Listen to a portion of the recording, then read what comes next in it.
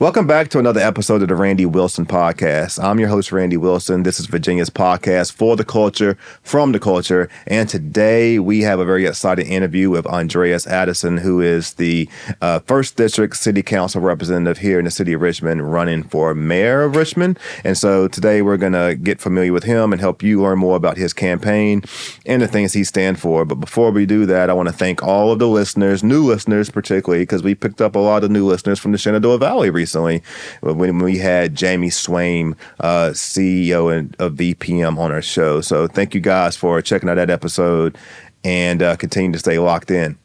This podcast can be found everywhere podcasts are played, but I'm going to encourage you to go over to YouTube. Then you can see the young man over here beside me. And also, don't forget RandyWilsonPodcast.com. Again, this is one of the best podcasts in the region that doesn't have a big financial sponsor behind them. So it's because of you guys that we are trending and moving in the algorithm like we are. Andreas, it's a pleasure to have you on the show today. Thank you. Thank you for having me, man. Thank you. I have heard a lot of good things about you. Seems to me that people find you likable. Good. Yeah, I mean, that to me seems that's pretty important, you know, in running for mayor. And so we're excited today to learn a little bit more about you. And but before we get into the mayor piece, just kind of give us a little bit of background on you. You're not originally from the area, but you've been around about 20 years. Yeah. So kind of talk to me about what brought you to Richmond and a little bit about your current endeavors. Yeah, so I'm Virginia born and raised, and grew up with a single mother in Northern Virginia. She remarried to my stepdad, and they moved to the middle of nowhere in Shenandoah County. They wanted to get away from civilization, it felt like. So grew up in Shenandoah County, pretty much aged 3.5 through 18. Graduated from high school, went to college at Virginia Tech, went on a Pell Grant scholarship because it's pretty much the only way I could have gone to college was with some government support and assistance. And, you know, it's something that's been a trend of my life. You know, I grew up not realizing at the time, but like waiting in line on Monday morning to get your free lunch pass was not normal, but it was a thing that I always had to do. And then, you know, I got a monthly Social Security check from my father, my real dad, who was had been handicapped early in my childhood, and he had a alcoholic fall and had a brain trauma from it. And so I had a lot of government assistance throughout my entire childhood and upbringing. And when I went to college, had a Pell Grant scholarship and got some other financial assistance, and went to college and started working and found a political science degree as a passion and realized just how much I loved working and understanding how to improve people's lives. And so I graduated in 2004 and moved to Richmond because I was a bartender, because I worked in restaurants since I was 14. And when I moved to Richmond, it was more of, let me have a better chance to get a public servant job in the capital of the Commonwealth than in the middle of nowhere, Blacksburg. And so I moved here and, you know, applied for jobs all over the place, state level, local level, Henrico, Chesterfield, Richmond. And then finally in 2006, I went to an event down in the bottom with Mayor Governor Doug Wilder talking about the downtown master plan. And he's at the end of this whole event said, if you like this kind of work, apply to work in my administration. We are hiring today. And so I applied. And in typical government fashion, got a phone call for an interview 6 months later. And so I had forgotten what job I applied for, but I, of course, said, yes, I'll interview. And that's what started my career. And then in 2008, I started working in City Hall. And that's what brought me to Richmond. It was a passion of wanting to get involved and try to apply what I thought was my passion and my calling. And I think the last 16 years of public service to the city has been a kind of a big backbone of why I think I'm ready to run for mayor. What did you do in City Hall? Well, I started as a management analyst too. And that means nothing because it's just a regular title job. I advise people and give recommendations for projects, and worked across the budget staff, worked on budget operations, understood the CIP budget, capital improvement budget, grant writing, all the things that went into government operations. And I then got tasked under Dwight Jones because I was young, right? And there were not many young professionals working in City Hall at the time. And there was this application for this like technology project, and none of them understood it. And they looked around the room and like, maybe he'll get it. And it was me. And it was a Google Fibers for Communities application. And that was a Google's desire to get involved in city planning to support bringing high-speed internet to all parts of a city. And bridging the digital divide, making sure high-speed internet, not just broadband or cable access, like really good high-speed internet is the wave of the future. And so I organized a broad application, made a video, and went off to the races. And so then from that standpoint, everyone saw the application as a success, even though we didn't win. Kansas City got it. But they started to give me more projects like that. And so all of a sudden, it became technology, innovation, open data, transparency. And then I started building a network around the country of people doing innovative work in city governments. And it just inspired me, because they're all trying to fight bureaucracy. They're all in there trying to like understand, how do I overcome procurement laws, not to abuse them, but to follow them, but yet get things done, because it was always a barrier. Legal, city attorney's offices just are the antithesis of an innovative project, right? They will find anything to say no to. And so we all worked together and supported each other when we found paths through. And so I was really big on innovation, but innovation is not technology. It's the people that use technology that can shape what it can do. And so my biggest, I think, claim to fame would be in 2015, I led a Code for America project. And Code for America is a Peace Corps for geeks. That's what they called themselves at the time. And it was like mid-career level professionals that want to take a year off from work and do a sabbatical project in city government. And so we worked on improving access to healthcare for uninsured residents. And we, for 8 to 9 months, spent walking in public housing, going to our free clinics, going into hospital ER rooms, and really just listening, watching, talking to people, and asking questions around, what's the hardest part of this? And we met people that were, English as a second language barely. We saw people that were struggling just to find ways to take care of their child. And there's nothing worse than being a parent who maybe even themselves be sick, but that's not what matters. What matters is their kid needs to be taken care of. And they're waiting in a lobby at a free clinic, filling out paperwork to prove how poor they are, so they're eligible to get the care on the other side of that door. And then they go into the other side of that door, and it's not the doctor, it's a screener. Yeah. And then you realize in the process, it's dehumanizing. Yeah. You realize in the process, if you have health insurance, you just show an insurance card, if they don't already have it on file, and then you give your ID. And for them, they had to prove rejection of applications for Medicare or Medicaid at the time was not expanded then. And we saw this really interesting process, because if you go to the doctor and then they say you need a prescription, guess what you have to do again? The same process. Go to the next place and fill out the same paperwork and wait in line again. And so what we did is like, hey, we should meet them where they're at. Let's streamline the application process. Technology was the tool in which to empower people to have better access. It was not meant to be the thing that solved everything, but we found the problem. And when we went around to the project team that was Bonsacor and VCU Health and the RMHF, Richmond Memorial Health Foundation, and others in the community, they were like, this cannot be the problem. And we said, no, this is why people don't come to the free clinics. This is why people wait until they're so sick. The ER is the only option. And then we went into the community health workers in public housing, and we saw from their perspective the lack of understanding what to do preventatively for healthcare. That was not a culture of expectation. There was no primary care physician. And you realize how these terms were absent just everyday life. And that project really elevated to realize this problem is part of the built environment. This problem is not their fault. This problem should not exist in today.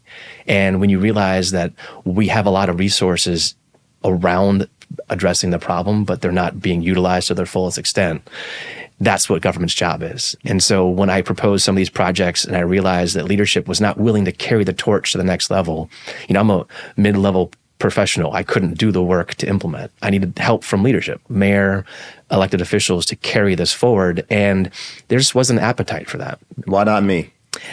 Yeah, You developed that attitude, I'm assuming. At that point, you recognize I'm already walking the halls of City Hall. I've had this, I've rubbed shoulders with the Wilders, the Dwight Jones. Why not me? Yeah. And now you're in a situation where it sounds like you've made that same decision as it pertains to pursuing mayor of the city, because you've served as city council representative now for 8 years. You're the only you're the only candidate in this race that's been reelected. You represent, and I'm sure that's something to be proud of. A little bit. I think it's the experience I've learned about. And I think the term that I think about it is, what was the mayor that I wanted to have working when I was working in City Hall?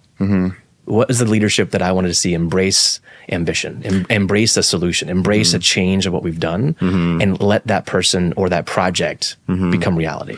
Yeah, I think that what I'm seeing from your campaign is that, and again, I've never met the gentleman, so all of this is observation.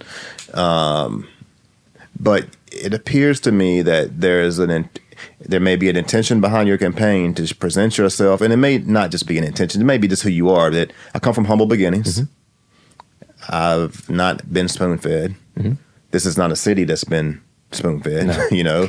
And so I'm getting that impression like I'm of the people, for the people, to be a leader. Exactly. Am I following that right? 100% right. And some of the people that I know that's supporting you, because I know them, that kind of speaks to what I'm perceiving to be a core of your base. It is. Which is really the city of Richmond. I agree. In the majority.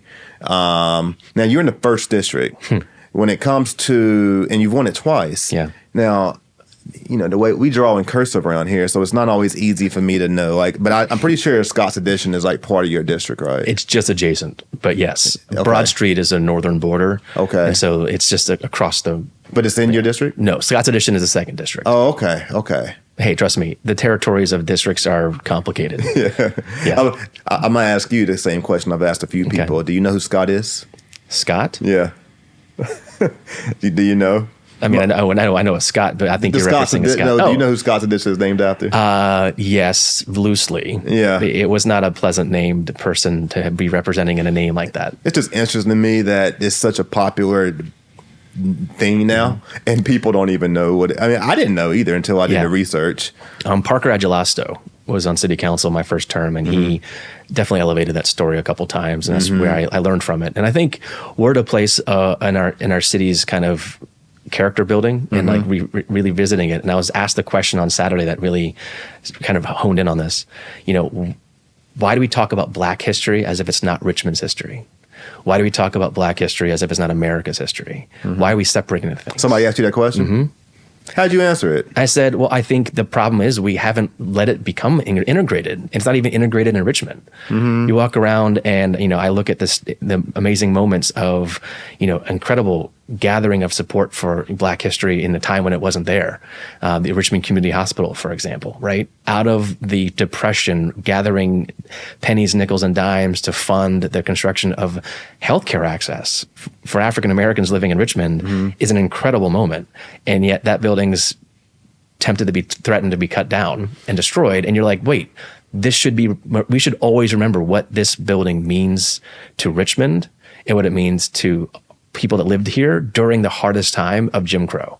And we are letting that history be erased because it's not worth the money. Yeah, it's interesting. I work in healthcare, and I've interviewed some top executives in HCA. And because I'm pretty sure Retreat is a HCA hospital. I'm pretty sure it is. And, because I work in mental health, there is a bad perception of that place. But when you actually go in it and see the quality of services they provide to some of the most difficult individuals, and I say difficult because the individuals are coming from poverty. It's right there, not too far from project area, and the mental health is high. They're actually really good at addressing those needs. It gets a bad rap. It does. It really does. It gets a bad rap more so just because of the location, and not people sometimes dismiss the value of the brand. HCA is the largest hospital corporation in America. I interviewed Aaron Keister, the chief nurse and executive from there, and I learned so much from that. And I was like, this is crazy. I mean, they renovated their entire, top floor for better care and services for mental health individuals, and it was very intentionally created with their very safe spaces, and especially some people that might be, suicide watch individuals or maybe drug addicted, and it's incredible to see what they made around that support. I haven't seen that in many clinics or the other hospitals, and so there is an intentionality what they provide, and it is respected, I think, or needs to be a part of who we are as a city. So tell me, how's it going out there on the campaign trail? You're knocking on doors, you're shaking hands, you're kissing babies. All the things, I want to know, because there's a lot of good happening, what do you see as the challenge? Are you facing, what are challenges that you're facing? I think in this election, the biggest challenge for any candidate is name recognition. There's just so much unknown of I'm going to be very candid. I think this has been a boring... It is. It's like I don't know why. I really don't know why. That's why I'm so intrigued to talk to everybody. Like, do you agree that it's kind of boring? It is very boring, and I think it's boring because what's the problems people are facing. And I think what I love about this campaign is you touch on a little bit in some of your questions, but I represent the first district, and the first district is usually historically have been known as a more conservative, white, affluent neighborhood. And as someone who represents that, I am associated with those exact characteristics, and that's fine. And I represent them, but a lot of really, important decisions are made because people have a heart and they care, and they want me to care about things as their representative. And so, as someone who represents the first district, we don't have very many bus lanes or bus routes, but I ride the bus every day. And they don't have a lot of bike lanes, but I ride my bike to and from my job. And so there's a lot of things where I talk about affordable housing, and we have affordable housing. It's just not, we don't call it that. It's just part of our neighborhood. We have a ton of duplexes and triplexes and, a couple stacked single stair walk-ups that are old buildings that are in the affordable price ranges, but we don't call it that. And so there's a really interesting misnomer, I think, of what really the first district is made of. So when I take off that shield of what the first district city council representative is and walk in the streets of 6th district and North Side and 3rd district and go down to the 8th district, I love that I can talk about me and why I'm running and who I am and where I came from. I want to spend some time on that. So first off, why do you choose to ride a bus? Why do you ride a bus every day and ride your bike? I live in a neighborhood where I can. Yeah. And it's the pulse, and I can get to and from where I need to. And I have access, a block or two away to get on the 76 or the 75 to get downtown, and I can do anything I need to. And I like it because, dealing with parking to go to a city council meeting is annoying. Even though I have a parking space under City Hall, I usually let my liaison, my chief of staff, use that because it's better for her to do the work that the district needs for her in City Hall. But then I ride the bus because it drops me right off and it takes me right back. And I get to walk the beautiful streets of the first district and help me geographically understand where the first, help me understand like VMFA. Yeah. So Arthur Ashe Boulevard. Yeah. Rumors of War statue. Yeah. All the way to U of R campus. Oh, okay. Yeah. So from that area, that's where I have. So I have St. Christopher, St. Catherine's. I have, all the way up through Broad Street and Patterson Avenues, where the kind of boundary of the north goes to. Yeah. Windsor Farms, Westmoreland Place. And then I do not have Carytown. So Elwood is my little boundary to the south. Got you. Yeah. My son went to a camp, a science camp at St. Christopher's this summer. I think it was fantastic. Yeah. That campus looked like a college campus. It is a college campus. Literally. They're small private colleges. So I get now. So I understand now. And for those of you who may be trying to figure this out, like he does have a very affluent district. Clearly, I will say though, I'm not in your in the way you're presenting in your campaign though. I'm not even seeing that part. So you're doing a good job at And so when branching. When I talk to, like, when I knock on doors in like the 8th district, for example, it's a very polar opposite. It's like I am the northwest, they're the southeast part of the district, and I talk to people where they live, and it's amazing having the concerns they care about. My cost of living is increasing a lot. I'm not seeing the return on investment. I don't have sidewalks. I don't have basic amenities like a grocery store. I don't see anyone really caring about what my needs are where I live. And then, I feel that there's an opportunity in my experience, 16 years of working in City Hall and serving the city, to speak to how to solve that problem. And that's one of the things I feel has been the door opening problem, is that I can come in, speak to a translatable experience, connecting with somebody, and then talk about what their issue is. And that's what I love the best about this job, is running for office is about meeting people where they're at. I don't want to sell you myself. That's part of the job as at the end. But what I want to do is, do you feel that I'm a connecting person to what you care about? And do you feel like my experience can help you address that? Because I'm not a salesman. I'm focusing on solutions. I'm trying to drive the change the city is needed, the change I've been trying to do as an elected, the change I try to find and cultivate as an employee. And that's why I'm running for mayor. And I think people resonate with that. Is there something different? Like when you look at who you campaigned against, did you have any strong competition when running for city council in your district? So when you look at I wasn't supposed to win my first race. I'm curious, what's the difference? Are you having an approach to mayor campaign differently than you had to when you focus on your district? Your district is affluent. The city, not so much. Sure. So are people seeing a different Andreas Yes. now They are. than maybe they have seen before? Yeah. Particularly when it comes to winning your district. Yeah. Is your district looking at you like, I never saw you around so many black people. Straight up. Like, I've never saw you in so many diverse communities. Because that could be a perception It is that a perception. could come with you, yeah. And also perception becomes reality for some people. And, they look back at maybe my experiences or what I've led or what I've done. But what this race has really put me in the perspective of doing is, I won my first race by just knocking on every door 3 times. And that's the hard work, because I really wanted to do the job and I really wanted to win that race.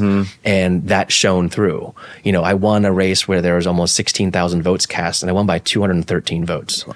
And so by the skinniest of margins, I pulled off a victory. And I won by 10% my re-election, but 2020 was a very challenging election for everybody. So I associate that with just being present and doing my job. But running for mayor is now, taking that experience where I have to meet as many people as possible personally, not through proxies, not through others door knocking as well. While that is needed, I need to be out there as a candidate talking to as many people as I can. Because when I talk to, a lot of these districts that I might not have been in before or very present all the time, what I'm finding is that they all care about the same issue. I can no longer afford the house I bought 15 years ago. I can, no longer really understand how I'm going to stay in my house for the next 10 years with my kids. And those are real life decisions. And then when I walk in the first district and I have families that have lived in Richmond with their kids for a long time, they're saying the same thing. And while it might be different socioeconomic levels, the burden and the challenge is the same.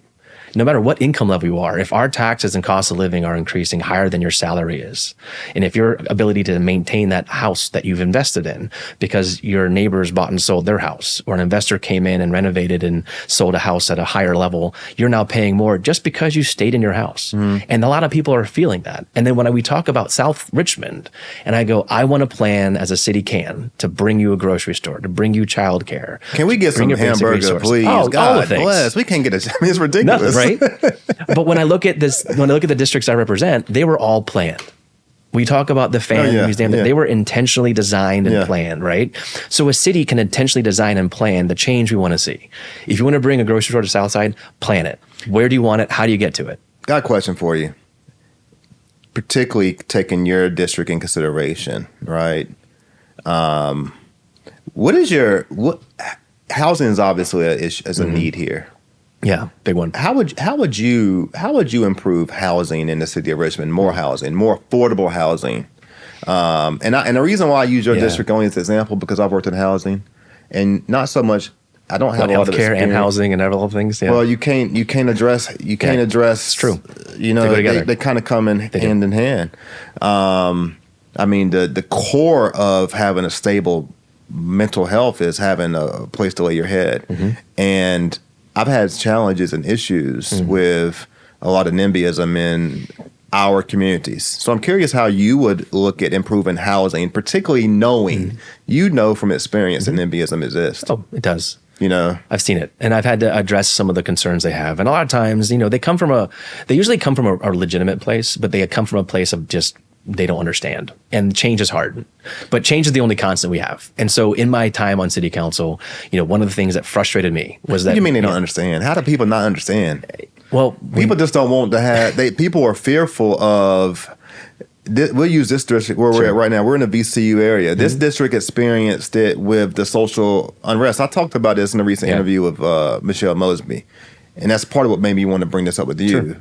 Like, I tried to help get affordable housing specifically in this district. And because at the time of the social unrest, I could empathize and understand why this community was fearful. Sure. Because they had been traumatized with something they had never experienced in their life. And so because of having empathy, I think about districts like the first, just for example. They probably haven't had they may have never experienced that. No. But it doesn't mean that housing is not a need in their community. And I'm talking about affordable housing. I'm not talking about, open up a crapshoot. I'm just saying affordable housing for seniors. Totally. And I think when I think about housing, I think about what a city can do to empower good housing. And the first step you can do is zone for it. So if you have land that's underutilized, vacant, empty, blighted, or not utilized to its fullest potential, then you've got a zone for the change you want to see. And zoning creates the rules of the box that you want to see the building fill in, right? And so that's why when I saw the Pulse corridor, most of it all zoned to transit-oriented development, a new zoning type we created for the Pulse corridor, and it stopped at the Powhite Parkway. And the Pulse continues all the way to the Henrico County. And so why did we stop the rezoning when the rest of that's the first district? And so I took it as a personal challenge to rezone the rest of it. Why? Because transit-oriented development encourages good, dense housing. It allows for me to then put into expectation of performance grant agreements, which allow for affordability, discounting tax payments so you get deeper workforce housing. And the vision I always told my constituents was, when I say affordable housing, and I'm talking about 50 to 60% AMI, these are teachers, firefighters, and most entry-level positions in City Hall. We're not even talking about getting down to vouchers. We're not even talking about project-based vouchers from the Housing Authority or RAD. We're just talking about working people. Why can the teacher at Mary Mumford Elementary not live and walk to school every day, just like the neighbors of the kids that she teaches? Yeah. And that's what I kind of got them realizing is affordable housing is not this weird thing. It's just the fact that we're pricing ourselves as a market invests in our neighborhood to a point where it's no longer attainable. And so that's helped when I talk dollars and cents.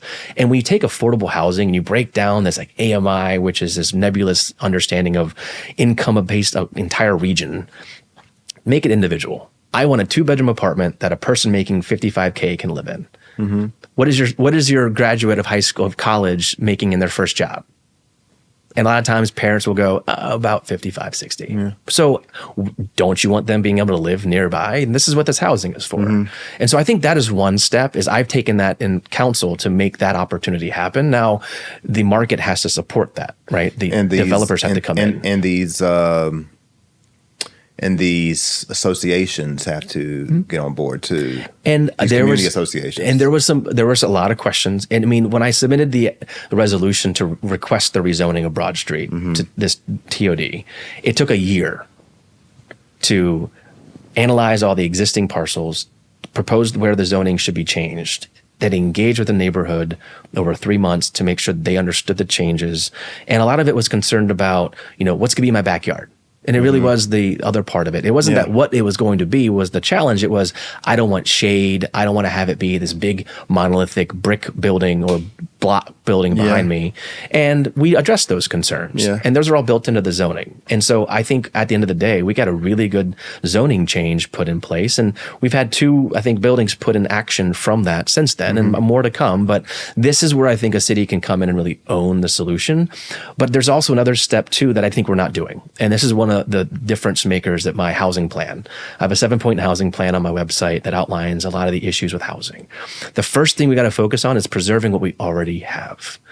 As we look to the future, I can approve a project today for affordable housing. It won't be finished for 2 to 3 years. So that doesn't help anyone today. I need to focus on what people are dealing with right now. And if we're pricing people out because of our market pricing, then we've got to come in and support them in that capacity. Housing conservancy is a big priority of mine. What that does is it at a market level competes to purchase existing affordable housing.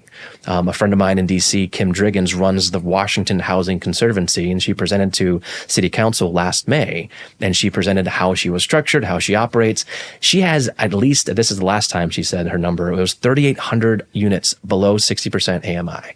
That's working family, and a lot of them are elderly. And so she's trying to make sure we are keeping the pricing of existing housing where it needs to be for those who already live here. And what she's able to do is not artificially, but through a market investments, keep it at a steady income rate. And so when you think about people on fixed incomes, on pensions, on retirement benefits, they need this help to keep them in a stable housing situation. And so what we need to do is think about models that do that today, because a lot of people need that help. And that's why my tax reform proposal was such a big shift, is I'm big on transitioning our tax burden of depending on homeowners to pay and balance our budget needs to focusing on growth. I attribute the kind of analogy would be, I think we've been budgeting looking through the rearview mirror for the last 10 years. We need to look through the windshield. Because we've got a bright future ahead of us. And I don't think if we don't capture that excitement, that energy, that bright, beautiful future, and really make that happen, then we're going to be nickel and diming the dollar problems we need to solve. And that will be on the backs of our residents. For those listening, we apologize if they're banging on the roof here. They're working on the house. As we speak about housing. Again, housing maintenance. You got to maintain these old houses, which also goes to another issue. I think this is one thing that I've been really big on too. And I've talked to a woman last Thursday in her house. There's a big rainstorm that came through, and it happened to be the exact moment I was out her front porch. And she very kindly invited me in because it was pouring down rain. And so we had a lovely talk for about 30 to 40 minutes.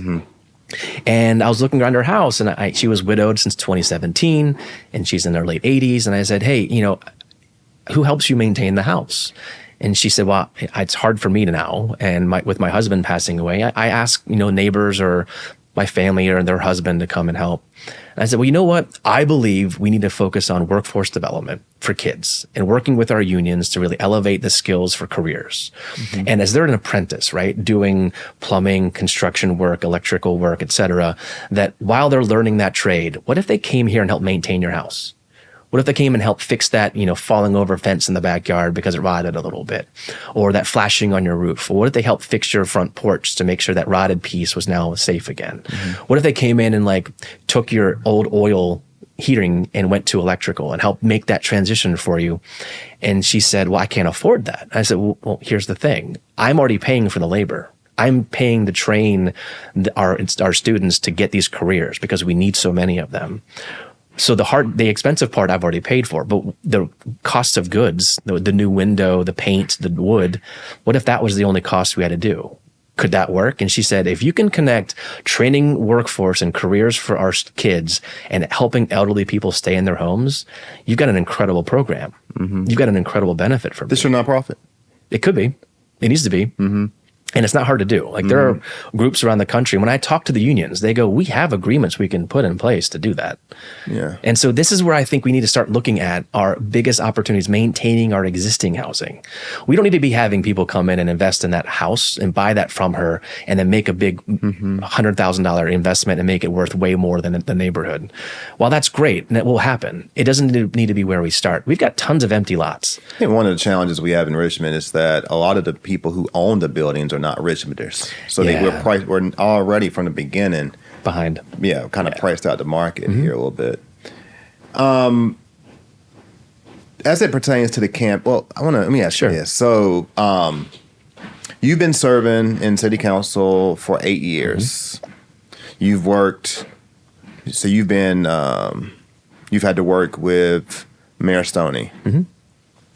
Richmond's been recognized as one of the best cities to live in, and it's visit. It's a lot of accolades Richmond gets from the public and from some of these media places, and some of it's, I would say, it's all deserving to some degree. I mean, I don't want to ever talk down upon it, but one of the things that I find interesting with politicians is that every time when they're getting ready to run for office, right, they'll talk about all the things that they're going to do and why they're going to do them that need to happen. I'm curious of your perception on two ends. One, if you come into this position from a foundation level, what do you think that's great about our city that you could expand on? Versus what do you think right now that we're not doing well at that needs to change? Well, I think I'm really proud of our investment in public education. I think an $88 million increase in funding since I took office, first budget to last budget, is a significant prioritization of investing in kids, right? Built 4 new schools and teach average teacher pay by $15,000. Those are great goals. But really, that's a symptom of being behind, right? So we'd underfunded for so long. That's really more of a catching up. And so while I'm really proud of our work to do that, it doesn't mean we're done. And I think that that's the next mayor's challenge, is how do we continue this investment? That's why I believe the next chapter for public education is investing in the neighborhoods that call those schools home, right? It's the places that we need to make sure are safe and connected and walkable and safe at night and well lit, et cetera. And so that's the next piece. I would also support, we've really done a lot of great work regionally. And I was a big part of supporting the regional funding for the Central Virginia Transportation Authority to really double down on expanding GRTC. And not only expanding GRTC, because we're now seeing routes go into the counties. Henrico just bought land to put a new pulse stop in, which is an incredible moment for transit for the region. And the route we took down into the 1C into Chesterfield is one of our fastest growing routes, and a place where most people said, we don't need a bus. And now they're realizing, oh, we actually should extend the bus further. Yeah. And so we start realizing that that's where we're at now. Now we have to focus as a city on really developing around transit. Let's get people to move to Richmond or live in Richmond that don't need a car. Let's stop worrying about the need for all this parking and all the needs for all this infrastructure to support that. Let's get beyond that. So the next chapter has to be, how do we develop a plan around developing for transit? And then I think when I look at further down the list of our accomplishments, we've started housing, right? We've started the Affordable Housing Trust Fund. We've put money into our bonding ability for $50 million from the city standpoint. But here's the problem I have. We have approved projects for affordable housing where you need a car. And it's bothered me, and I've asked questions about it. And I said, can we not organize that? And I looked at cities like up north, Alexandria and Arlington, and they have really identified, here's where we want to grow. And they create this revitalization zone. And that creates a boundary that they say, we are going to invest all our incentives around affordability here. And you can build other housing, but you're going to have to pay into our Affordable Housing Trust Fund so that we can incentivize the housing we actually need. So it allows for a market to happen, but you're going to be understanding what you're going to get out of it. We need to do that. And the master plan, the Richmond 300 master plan, outlines where we want to grow.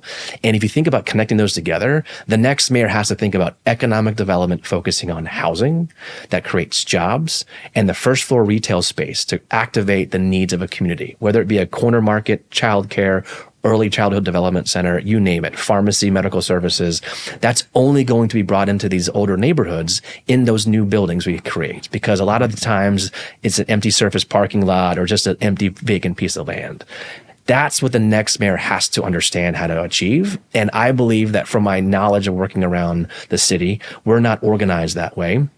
And when I look at the other housing plans, they don't talk about what this needs to look like moving forward. And so when I think about the next mayor, I think our current administration has done good work getting there, but the next mayor has to focus on the next chapter. What does this next book look like? And it has to be a connected, inclusive, thriving, beautiful city. And what does that mean? It's got to be a Richmond for Richmond. It cannot be built to attract people that live in Scott's Addition because my business is there. Not many people are from Richmond that live there. And look at Manchester, the same story. But also look at those two neighborhoods. They were not planned.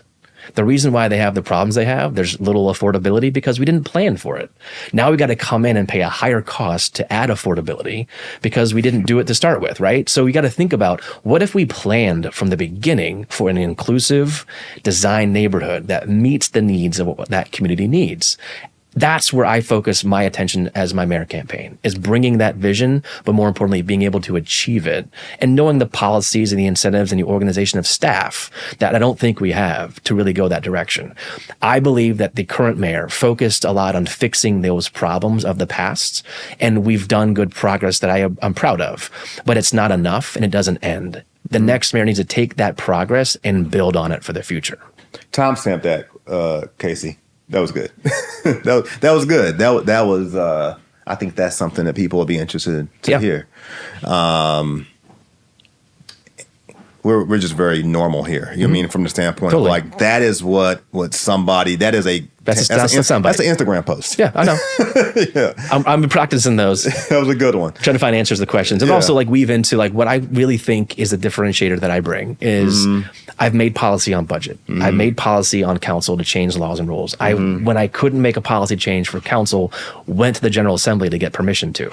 I've made budgets that have transformed investment in neighborhoods and schools, and everyone talks about what they're going to do differently.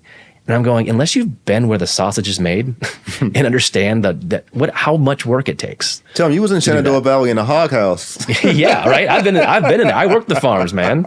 You know, I would help the turkeys that we had these. I would live near a turkey farm. We would take the little baby peeps and move them to the bigger place to grow. And it was a fascinating herding these little baby chicks, which is crazy. I did that all the time. That's what I was a good. I have a lot of artists that follow this show, so they'll find that as a reference. They'll like that. Hog house, yeah. I don't want to ask. I mean, a blanket statement would say, "What differentiates you from the other candidates?" That's too bland. Yeah, I think that But without me putting in the question, like, what would you say? Like, I don't want you to just answer it so simple. Sure. I mean, You want to be controversial, or do you want me to be something like pointed here? Well, controversy is good. I mean, we like it around here. I mean, you're more than welcome to be. I think though that it's not so much about me. I think for the listener, particularly, like there may be people out there that's on the fence. Sure. I think that there are people out there that have made their mind up, and then I think that there are people out there. I think this is going to be a runoff. That's what I think. I mean, that's my perception. If I was in Vegas, I'd say I think it's going to be a runoff. Yeah. Maybe not, but I think it could be a runoff. And so, if it comes down to that, what do you think are going to be the things to help the listener distinguish the differences between why they need to, pick you? And I'm not looking for such a blanket answer, because I think you've already given a lot of answers that would suggest people to vote for you. I think when it comes down to what I think the difference making I bring as a candidate is 16 years in that building, fighting within the walls of understanding what change looks like, but more importantly, why it's not happening to, I think, what we want to see. And I've done great work. I've got a really strong resume of policy and work that I've done, leadership positions. I'm on the National League of Cities Board of Directors, shaping congressional policy for the country in cities our size and bigger. So national what? National League of Cities Board of Directors. I'm one of 45 leaders from around the country that was picked by peers to lead that conversation. Cool. I led Virginia Municipal League's policy legislation for this year and have been a part of it in years past. I was the president of Virginia First Cities. I've led conversations around investments for community wealth building and investments in public housing and transformational things on that level. And my problem is I've got so much resume that a lot of those things don't always matter to everybody. And a lot of it seems like, I don't know, self-promotion, which this job is all about running for, right? Self-promotion. But do you care that I've done those positions? Maybe, maybe not. But I've been elected by my peers to be in those leadership roles. And that's what I think matters the most, is that I've been recognized by a lot of people around the country and around the state as somebody that they look to for advice, they look to for direction, and they look to for ideas. And when I come to the table as a mayor candidate, I am bringing all those resources to every single thing that I want to do. And when I say that as an answer for what I want to bring, I see the city as a complex organism of multiple pieces. And when I look across all the different geographical aspects, I look back to the 1970s, that was 70, which is a big moment for Richmond's history. It was when we were at our peak in population. And we look at all the things that were happening, coming out of the civil rights movement, the white flight that happened. That's when City Hall was built. City Hall was built to actually further displace the blacks that they had moved into public housing, temporary housing, after they built the highway. And they were trying to build a highway to Henrico to create further separation from that. Our downtown street grid has been changed over the last 30 years to support people getting in and out of downtown Richmond as fast as possible. It has never been about Richmond. And now we've got to take that back. And so when I see this city, I look at its past and I see what it took us to get where we are today. And I see the unsafe streets.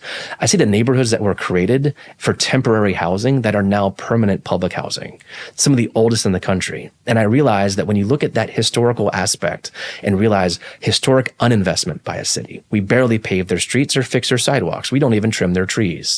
We haven't invested in anything around public housing for decades. We further supported our transit system that was created by the Supreme Court by mandate that really set our tone for what we're about as a city. It really focused on the racial divide that I don't think we've really healed from. So when I see the city today and we've got all this new population shifting in, I see a really big conflict coming, where I think you're seeing a lot of older Richmond residents that are aware of what it took to get where we are today. And where we are today is at this precipice of, are we going to grow up to become another Nashville and lose our identity as a city and have no true Richmond focus? Or are we going to be able to maintain the Richmond communities that made us, like the Jackson Wards and the Randolphs and the places that we want to say that were foundational for where we came together? And I don't think we see a campaign that understands that.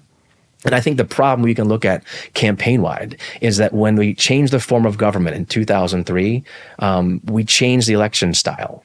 You had to win 5 of the 9 districts. In 2003 and 2004, the population of Richmond was mostly Black residents and Black voters. So it was meant to be a way for them to keep the ability of them deciding who they want to see as their mayor.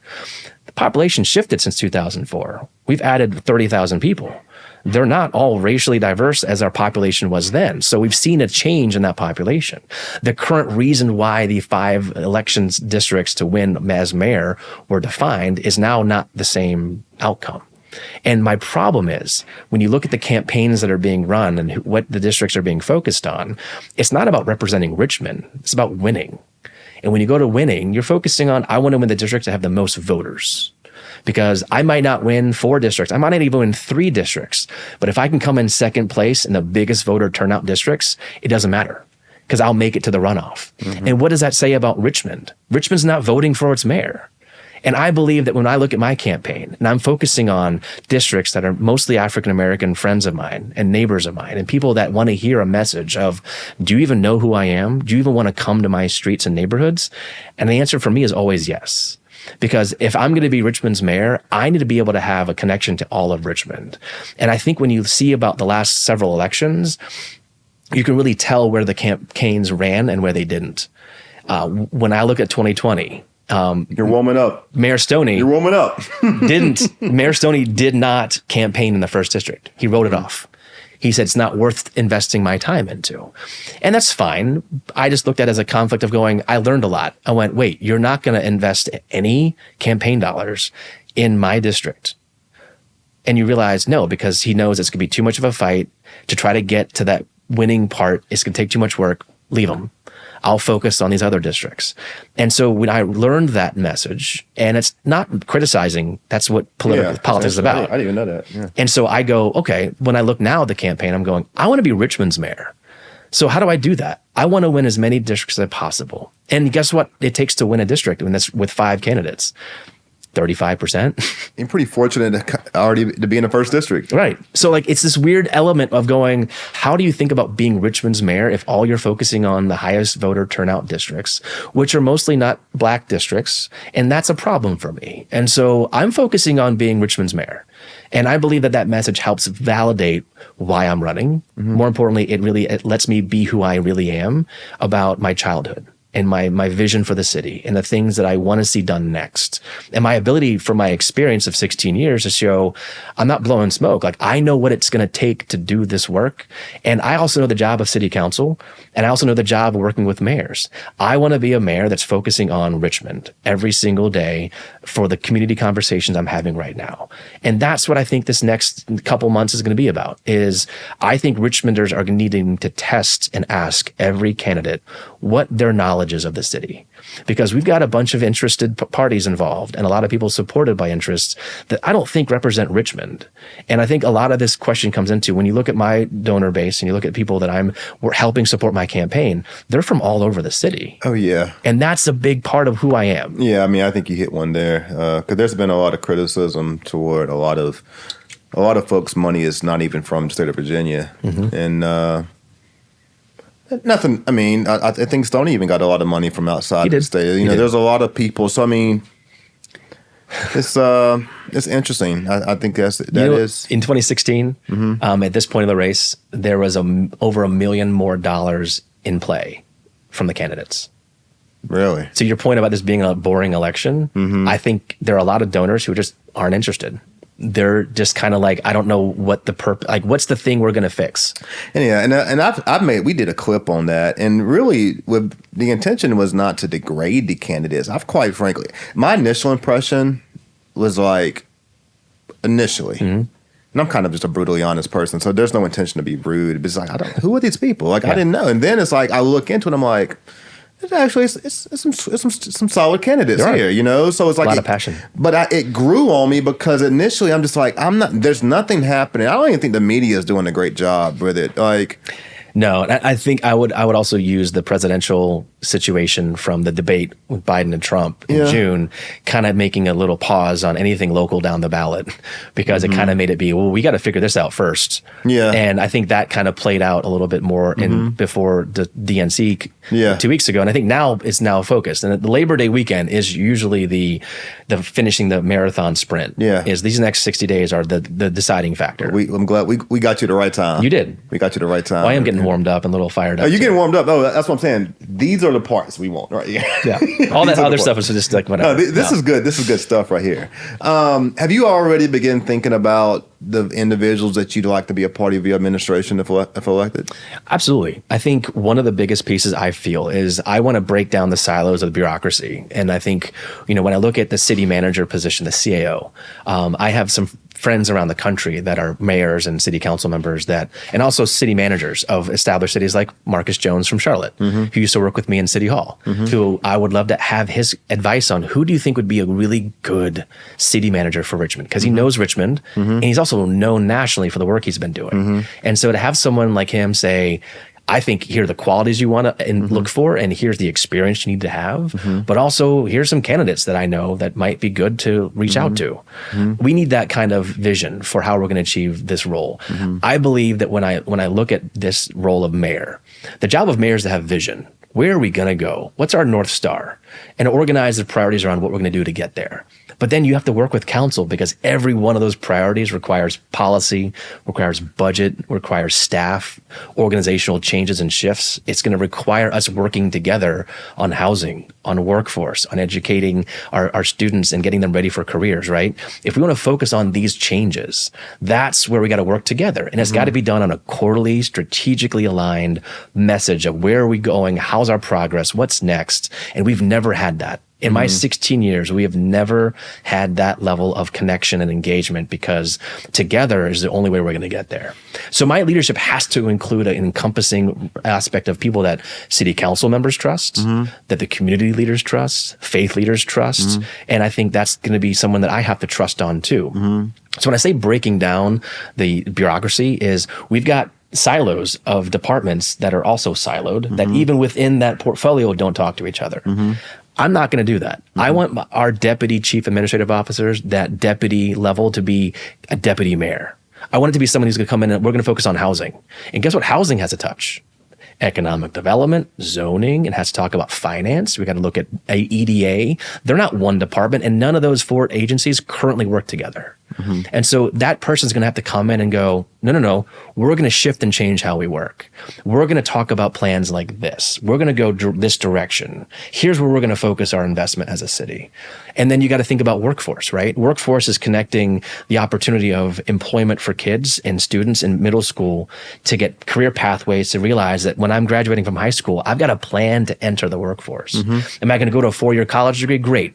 You should know what that career is going to be. You should know what you want to study, and you should know where you want to go. I support that and want to make sure you're supported by your city to do that goal. If you want to finish your associates, and I say finish because I want every student to be able to do dual enrollment with J. Sargent Reynolds, because the state has invested heavily and we don't have any of that deployed in our high schools. Every high school needs to have that resource provided to every student, because guess what that does? It makes going to college or anything post-graduation less scary. Are you saying that currently in the city of Richmond, a kid cannot graduate high school with an associate's degree? Nope. There are very few. I think the last statistic was 2 years ago, but J. Sargent Reynolds said that there was about 2% of RPS students that have taken a class and they're with probably J. a Sarge. community. You're 100% right, or open. Shout out community. My wife's an alumni. And I think this is where I think about looking beyond the current function of government, because when we think about workforce, we think about it from it's a thing we do over there. Oh yeah. I'm looking at workforce going, no, this is education. It's every day. This is everyday things. Yeah. And when we talk about then going back to the housing conversation, it's not just that we build affordable housing, and it's not just that where we build affordable housing, but it's also how we build it. And if it's not employing local residents and employees that have been trained through those trades to build that housing, I don't want to see a crane go up that is not benefiting hundreds of families through what that investment is going to bring to our city. That's what I want to change.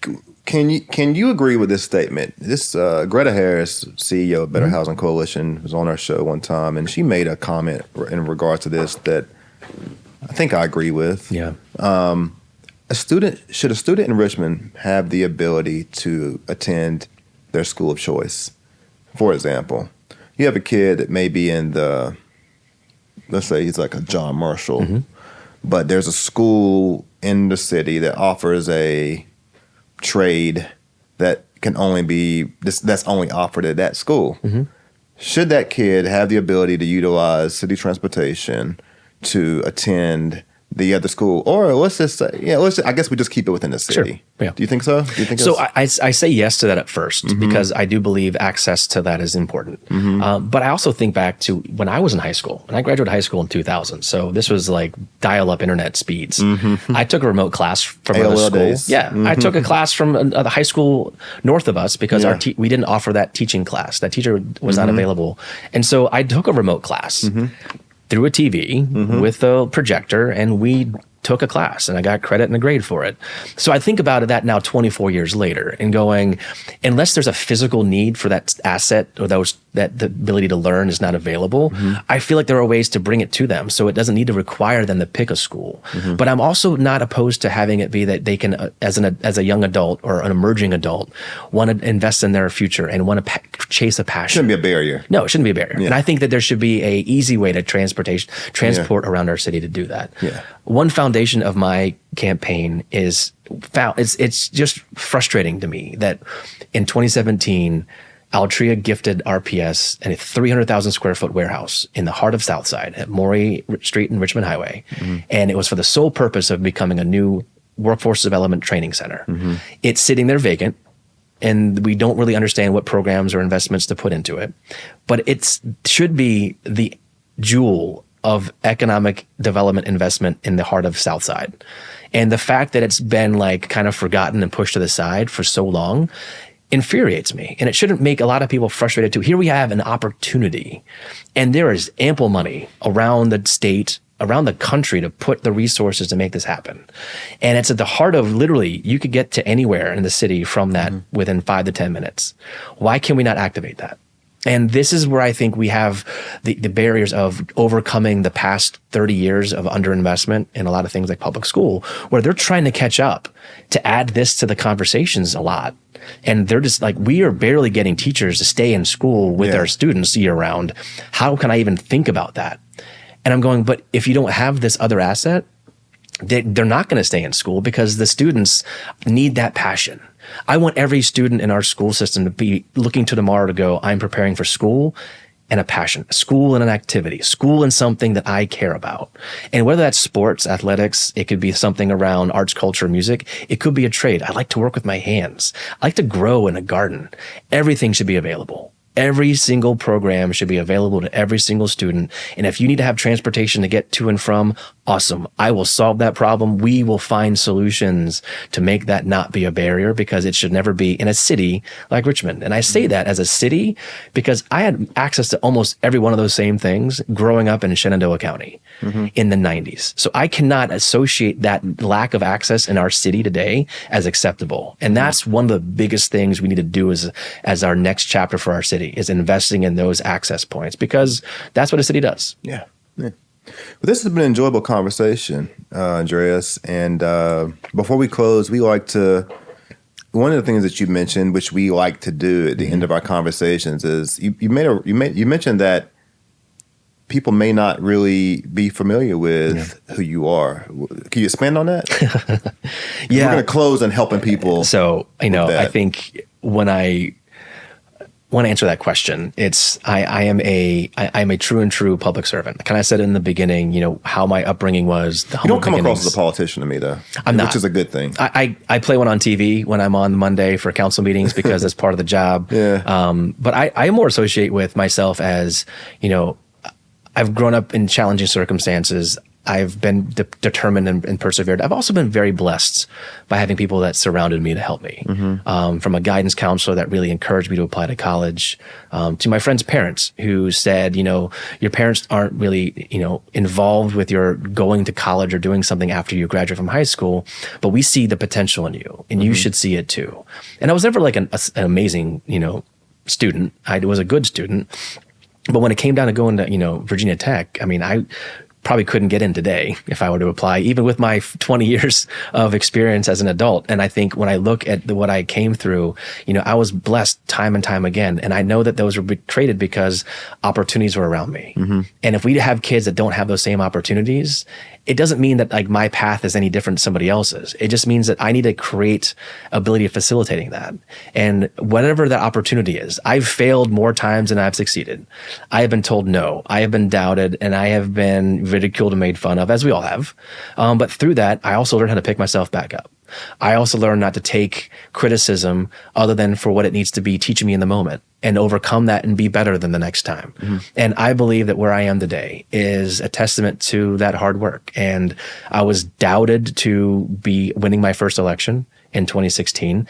I have been... Seems like most winners are typically. I mean... You got to take the shots. You have to. You have to take a shot. You don't take a shot, what are you going to do? And so I think myself today as a candidate, what I'm really proud of is having a really humble story of where I came from. I think a really city-focused role of my time on city council. I very rarely put anything of the first district on my budget priorities or for anything I've done policy-wise, because I believe that any issue the first district has is probably citywide. If I can't get an alley repaired in my district, that probably means we're not doing alleys citywide. So I shouldn't focus on fixing my alley. I should be like, hey, are we doing enough to fix all of the alleys?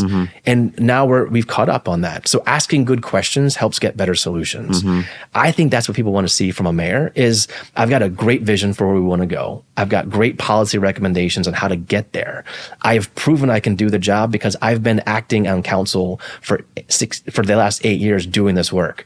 As I look forward, it's like, do you want to have someone that has to figure out where to make policy or who the city attorneys are or what it takes to get work done? Or do you want to have someone who's going to go, council, I need your help to do this policy. We need to fund this priority. What do you think are the barriers to this?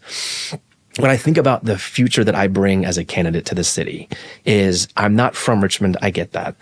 But I've learned and studied Richmond, and I've been a part of understanding what it is. And as someone who rides the bus and who meets people on their neighborhoods where they live, and he was running a citywide campaign, I believe that I have a good pulse on what Richmond's really asking for in their next mayor. And it's someone who's going to say, can you keep me in my home? Can you bring my child a good career opportunity? Can you bring me some sidewalks that I can walk on safely?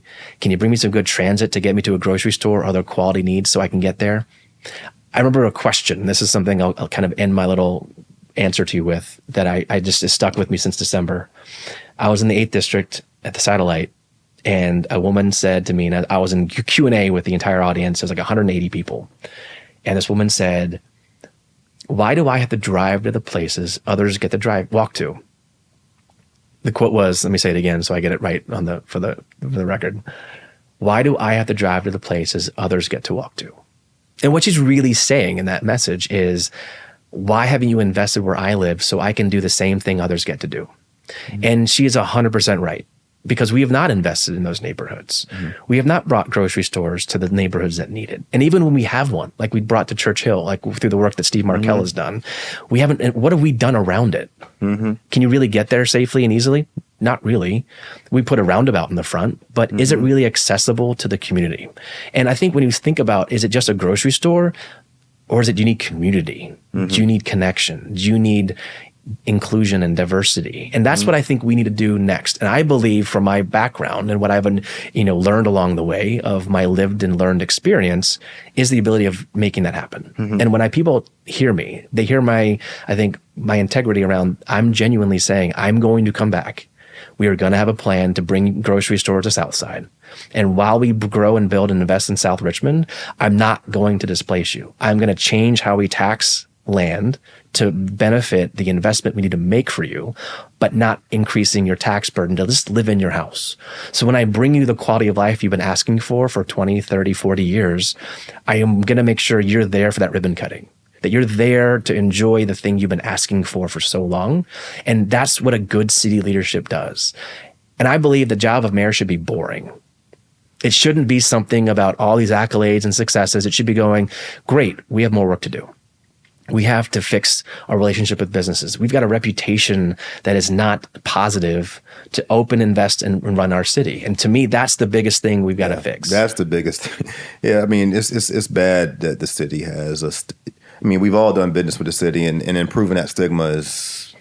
So this is what I think a mayor who really cares about the job will do. And this is what I will do day one. I got burned by the building permit process. Opening my business in Scott's Addition wasted 18 months. Of what should have been 5 to 6. I needed to put in 2 bathrooms and ADA access. That's all I needed. So the fact it took me 18 months to get that resolved and implemented was absurd. And so when I use that experience, I go, well, here's what we're going to do.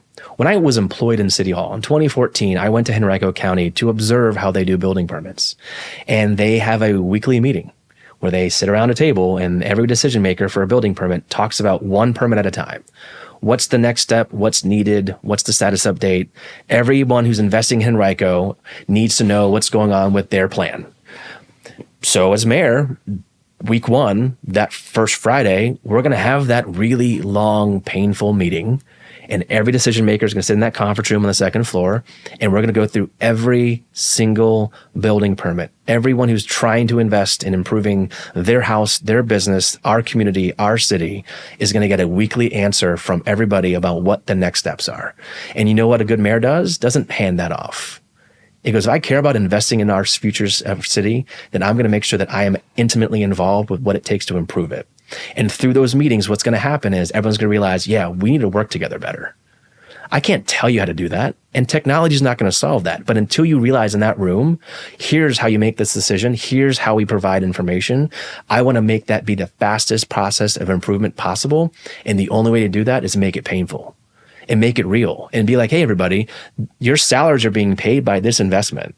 So if you don't realize how important this is to build the housing, to open that business, to get people employed, to add revenue to our next year's budget, then you need to make a decision on what's next for this building permit because they're trying to invest.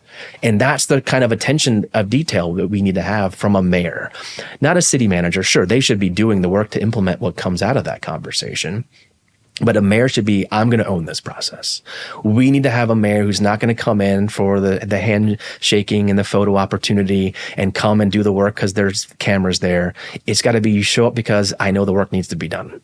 And I'm going to be that mayor for the city. And I know for every ounce of my being that I am not doing this for political gain or political priority. This job is going to grind me up. There are some people in the race that people believe that's the case with. I believe it too. And when I interview that candidate, particularly, I'm going to ask a question. That's a question. You should. Stay tuned for that. I mean, there's a lot of people who do believe that you sound like a mayor that you should add gloves to your campaign. Gloves? Yeah.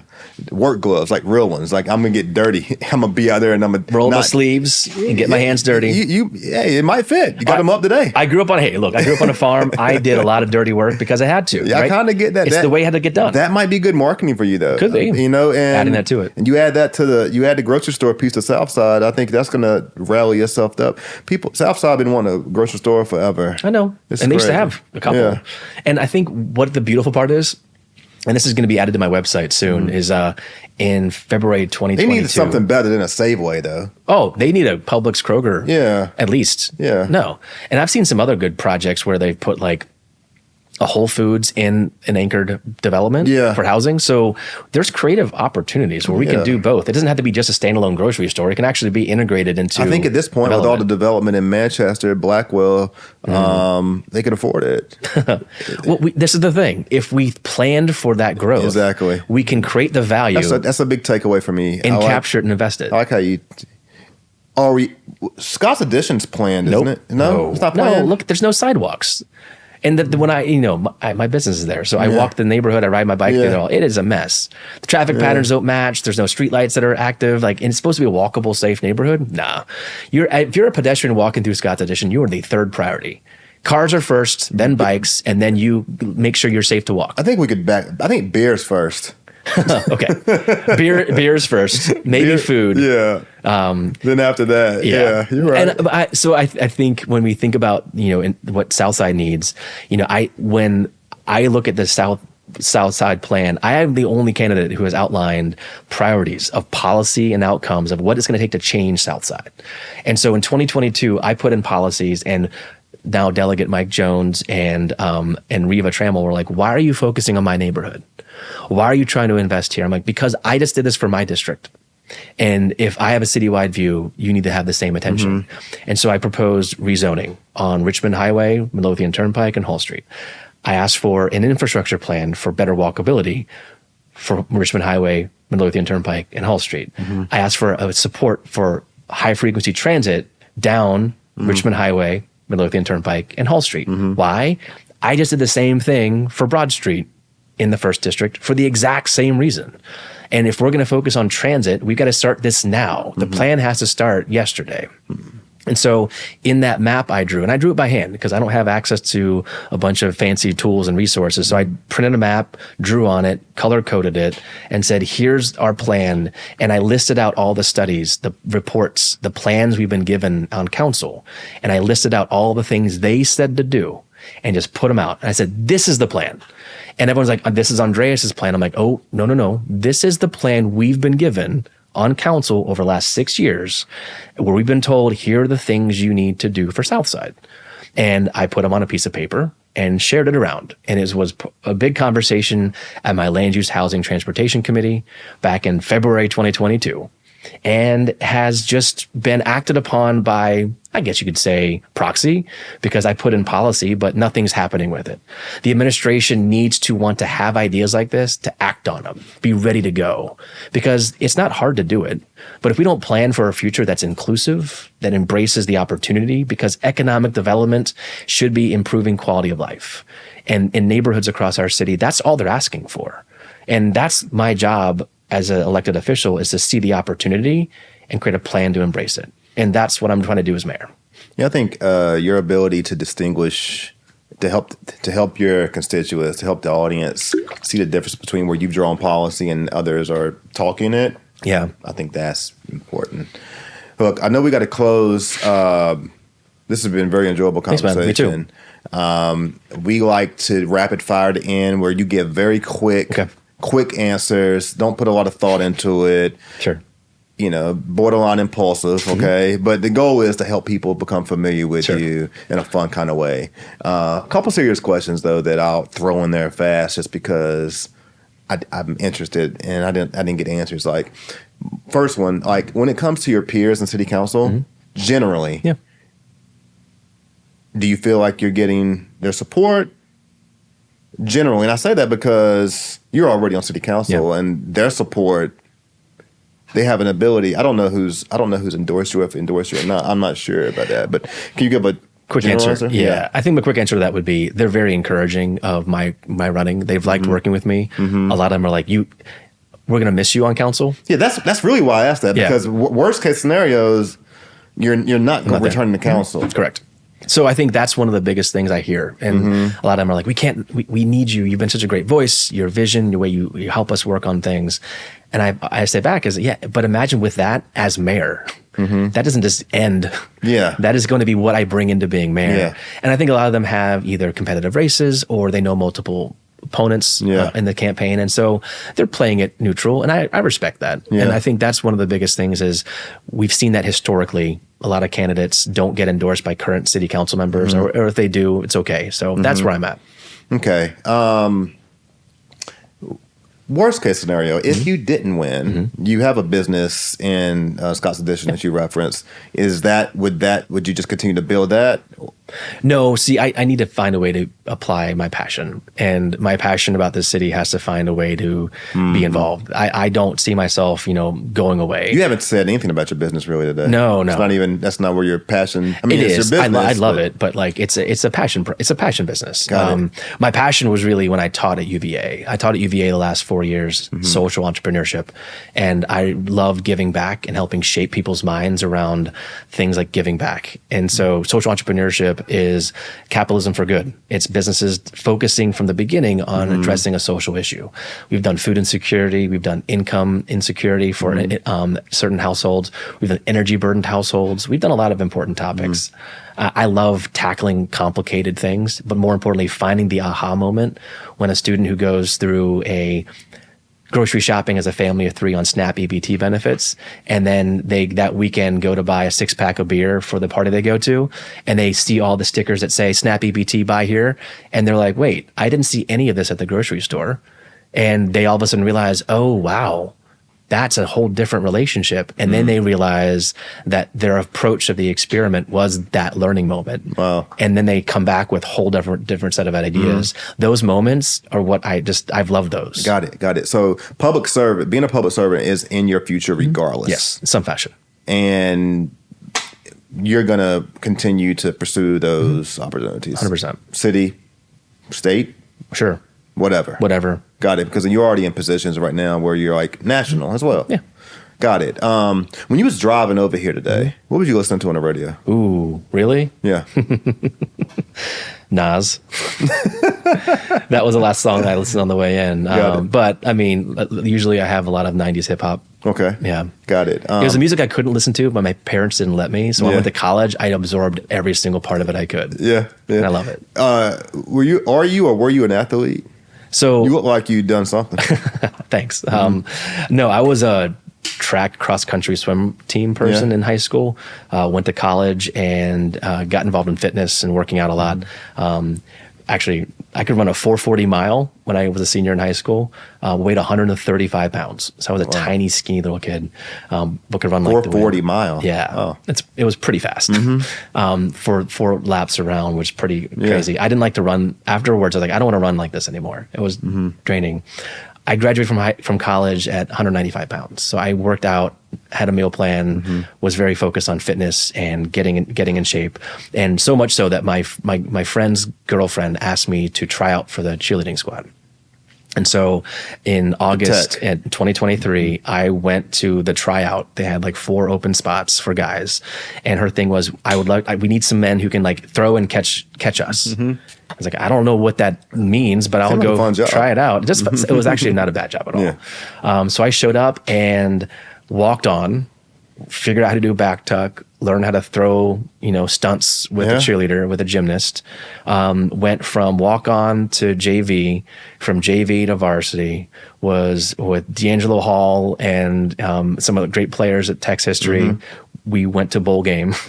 I cheered in Madison Square Garden for the basketball tournament. Wow. And then went to the national cheerleading competition and was the first person to walk on and get a varsity letter in 1 year. Man, you was a chick magnet, wasn't you? He was swag. He wasn't swag. You're a married guy now? I am married, yes. Yeah. Okay. Yeah. But when you was young, Andreas, I'm talking about the single Andreas. Yeah. Okay. Who was your celebrity childhood crush? Ooh, that's a tough one. It's because, the easy answer would be like Jennifer Aniston because Friends and all. I kind of had a crush on Kate Winslet. On who? Kate Winslet from the Titanic. Yeah. Yeah. I like her better than Jennifer. Yeah. I could also say I had a little bit of a crush on Kate Beckinsale. I think that's when her movies were coming out too. But, that was pretty much about it. Are you a vegetarian, vegan, or do you eat country guys? I imagine bacon is still on the plate. Look, I love vegetables. I will eat a salad every meal, at every meal. Yeah. But dude, I love a good steak, a good chicken. No, I've done diets all across the board, different types. Respect all types of food, but there's a time where I'm all good with that too. Yeah. You said you like to ride a bicycle. Are you just like riding to and from, or do you like getting on the Capitol Trail? So I'm hoping at some point. I've done the Capitol Trail a couple times, and I had an e-bike for a little while, and I felt like I was cheating. Yeah, you was. And I got to get rid of this thing, so I sold it. I was like, I can't do that. Come on. And I went back to I have a priority bike, the Continuum Onyx. It's a automatic transmission bike, which is great for urban driving. It's perfect. I do want to do a triathlon at some point. Yeah. And so I think as I'm getting older, that's going to be something I do more road training on. Yeah. And so, zone 2, I own a gym. So zone 2 training for about an hour and a half, 2 hours, a couple times a week to build my capacity so I can handle a race like that is in my future. Well, if you ever want to get on, I rode bike let's a do lot and mountain bike. I'd love to do that. Let me know if you want to get on a ride. Yeah.